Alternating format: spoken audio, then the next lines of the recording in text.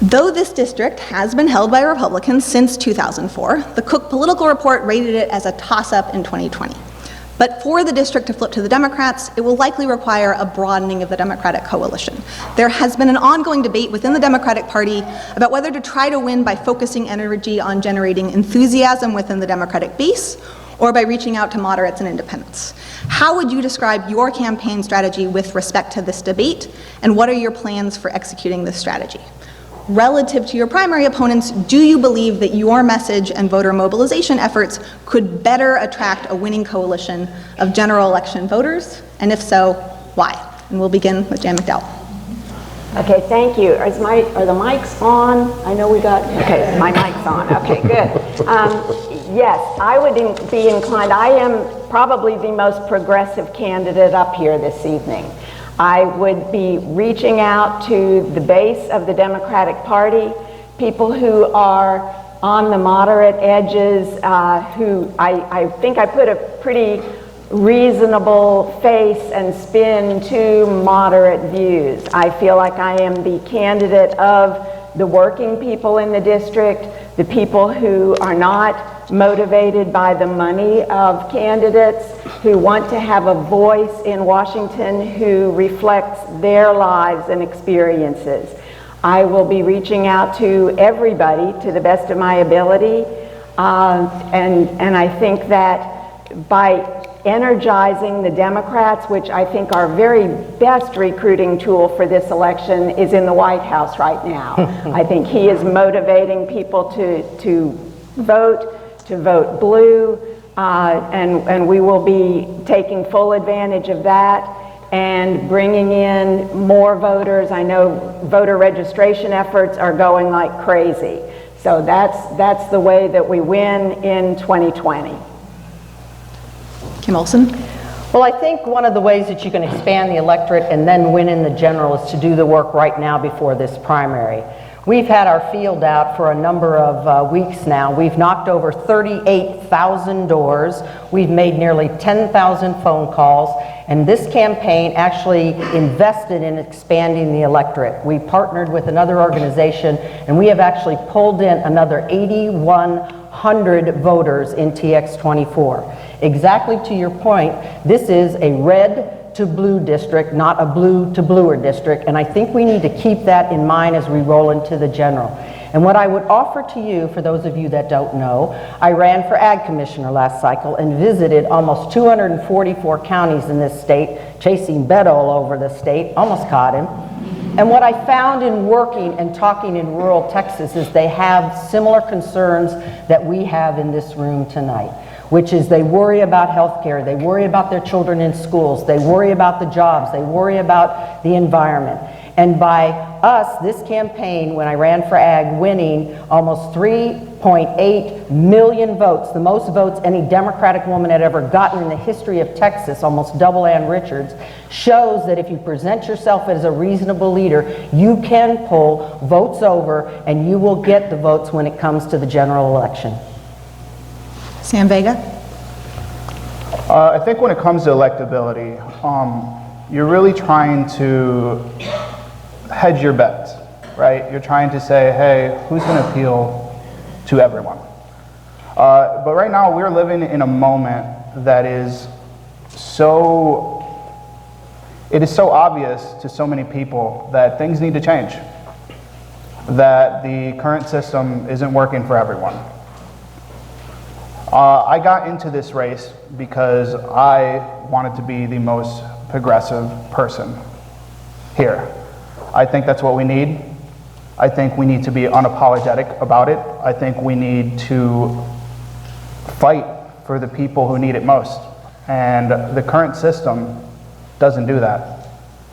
And as much as we want to try to appeal to the other side of this equation, it's impossible to have sometimes to have a conversation with someone who doesn't want to believe in reality. And I can't in good conscience try to fight that side when they don't want to listen to reason. So the best thing that I can do is fight for the best policies out there. Things like Medicare for all, things like the Green New Deal, things that will really change this nation and make it a better place for everyone. John began. In 2020, the election is going to be a referendum on Donald Trump, let's be honest. So I'm a neuroscientist, for those who don't know. I think the exact opposite of Donald Trump is someone who knows how the brain works. So I think that that is something that can help to mobilize this base. Additionally, though, we do need to reach out to anyone who is open to the message. It doesn't mean that we need to compromise, because I think that's what we think about when we talk about reaching across the aisle is, oh, well, I'll give up this or this or this.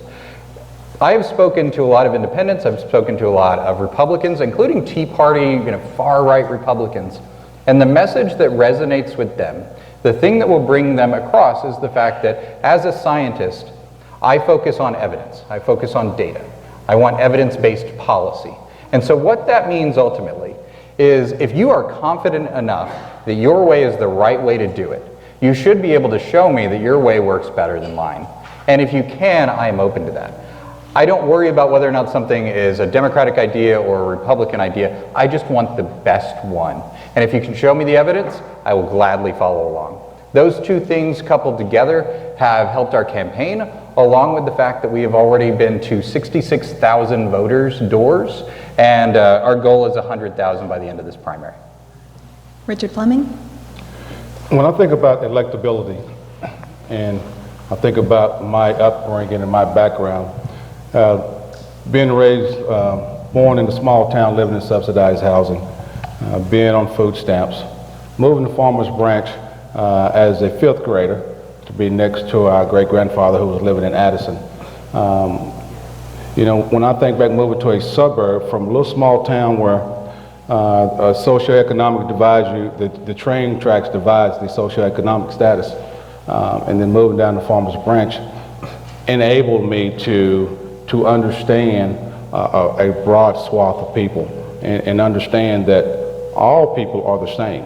Everybody wants stability. They want housing. They want food. They want good jobs. They want a great education for their kids.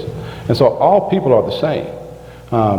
Being raised up and being a successful business owner, getting a scholarship to go to play football in college, got a scholarship from executive education to go and attend Dartmouth, I think allowed me to really understand a lot of folks.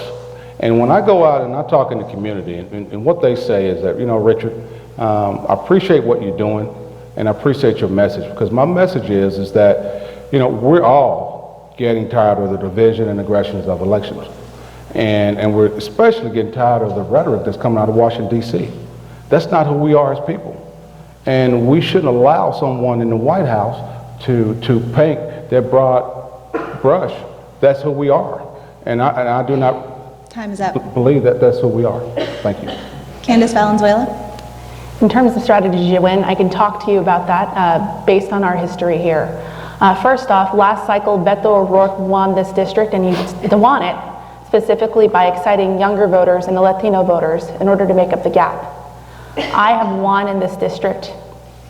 I beat an 18-year Republican incumbent to take my seat on the Carrollton Farmers Branch School Board and represent a 5th of the district already. I didn't do it by pretending to be who I wasn't. I did it openly as a Democrat. People knew who I was and what I stood for. And they also knew that I was honest. And I worked really hard to build coalitions, to turn out new people. Now, if you know anything about municipal elections, you know that they're traditionally more conservative than the general electorate in a general election. And I was still able to even win swing votes, as people knew that I was a Democrat. And that's because they know that I am there to represent the people of the district. The same thing is going to happen here. I've been building coalitions since 2017. Those coalitions have just grown. I have high school students working on my team, precinct chairs. I've gotten endorsed by local elected officials, statewide organizations, and national organizations like Emily's List, the Congressional Hispanic Caucus, and just today, Ayanna Pressley endorsed me because she said that my campaign is rooted in my community and my love for it. And voters can tell that about me when I talk to them, when I talk about the coalitions I've built and the people I've reached and the policies that I've pushed forth in the school board. And that's my strategy.